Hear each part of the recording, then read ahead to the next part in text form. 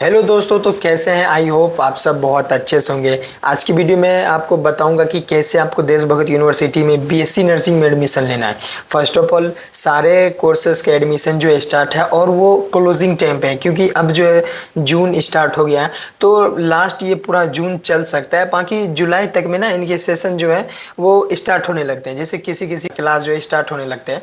तो अब आपके पास टाइम बिल्कुल नहीं है। जो भी स्टूडेंट है किसी भी कोर्स में एडमिशन लेना चाहते हो, मेरे से कांटेक्ट कर सकते हो। मैं वीडियो के डिस्क्रिप्शन बॉक्स में अपना नंबर दे दूंगा, तो वहां से आप मेरे से कांटेक्ट कर सकते हो। और एक इंपॉर्टेंट बात यह है कि देखो, अगर आपने किसी अदर काउंसलर के थ्रू एडमिशन ले लिया है तो कोई बात नहीं, आपका एडमिशन हो जाएगा, डोंट वरी, टेंशन नहीं लेना है।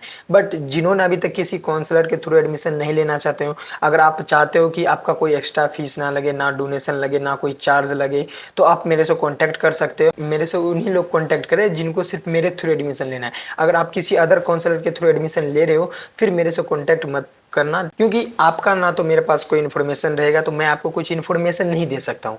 लाइक जो भी आप बायोडाटा रहेगा आपका, जो भी डॉक्यूमेंट वेरिफिकेशन इधर उधर जो भी चीज़ आपका प्रक्रिया होगा वो आपके काउंसलर कराएंगे।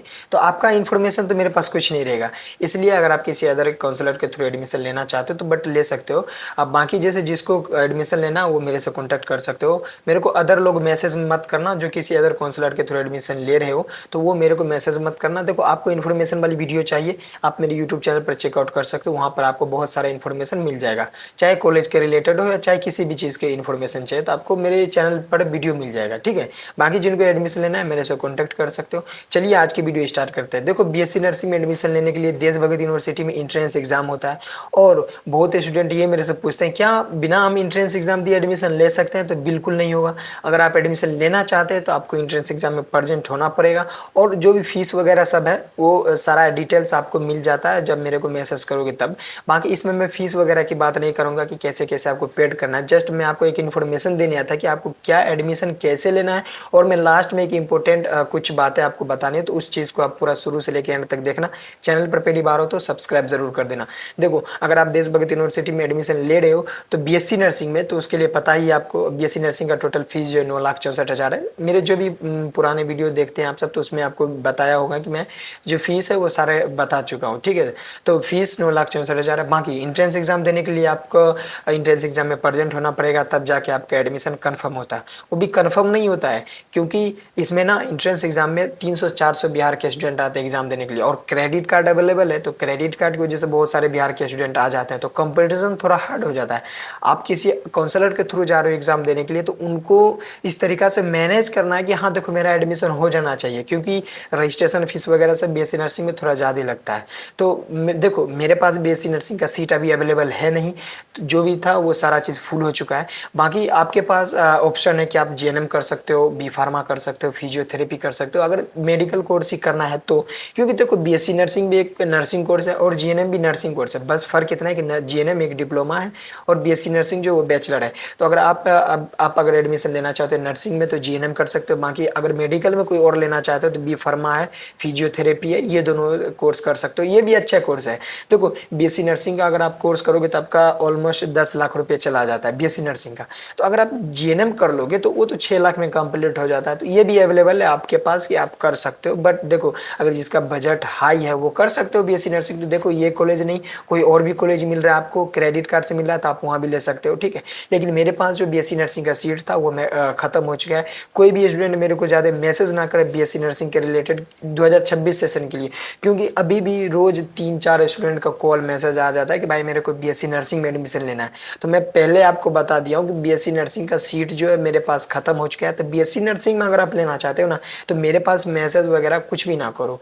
अगर आप बीएससी नर्सिंग छोड़ के किसी भी कोर्स में एडमिशन लेना चाहते हो तो फिर मेरे से कॉन्टैक्ट कर सकते हो, मैं करा सकता हूँ। देखो, जब तक मेरे पास बीएससी नर्सिंग का सीट था तब तक मैंने जिनका होने का था एडमिशन, मैंने उनका करा दिया हूँ। बट अब जो है मेरे पास अवेलेबल नहीं है। तो मैं बार बार कह रहा हूँ आप सबसे कि मतलब GNM, physiotherapy, B pharma available है। और भी अदर कोई कोर्स करना चाहते हो तो उसके लिए मैसेज कर सकते हो। बीएससी नर्सिंग के लिए 2026 वाले सेशन में अवेलेबल नहीं है। हाँ, बाकी दूसरे कॉलेज वगैरह में अगर आप बोलोगे देखने के लिए तो मैं वहाँ देख के करा सकता हूँ। बट देश भगत यूनिवर्सिटी में जो बीएससी नर्सिंग का सीट है वो प्रॉपर खत्म हो चुका है मेरे पास। अब भाई कौन काउंसलर आपसे क्या बोल रहा है, वो करा दे रहा है नहीं करा दे रहा, वो आप और उसके बीच की बात है।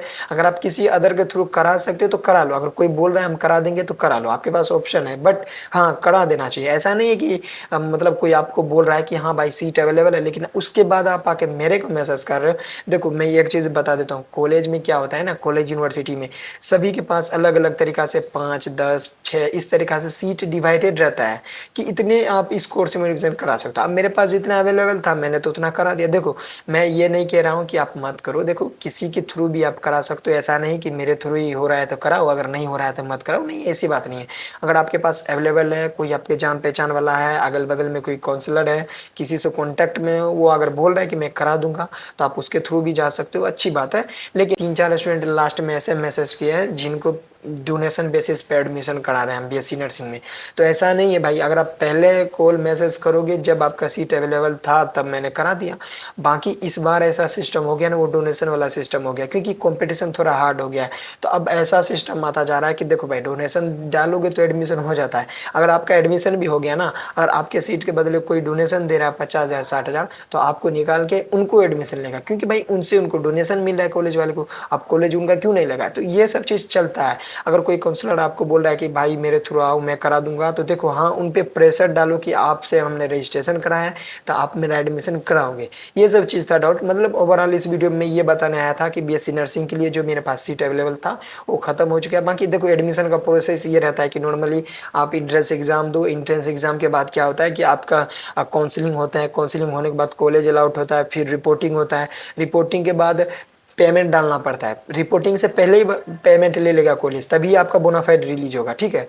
जैसे कि जो क्रेडिट कार्ड वाले हैं, क्रेडिट कार्ड से एडमिशन लेना चाहते हैं तो आपके पास ये चीज़ रहेगा कि आपसे पहले लगभग 1 से 1.5 लाख रुपया कॉलेज अकाउंट में डलवाएंगे, तब जाके आपको सीट अलाउट होगा, उसके बाद बोनाफाइड आपको मिलेगा।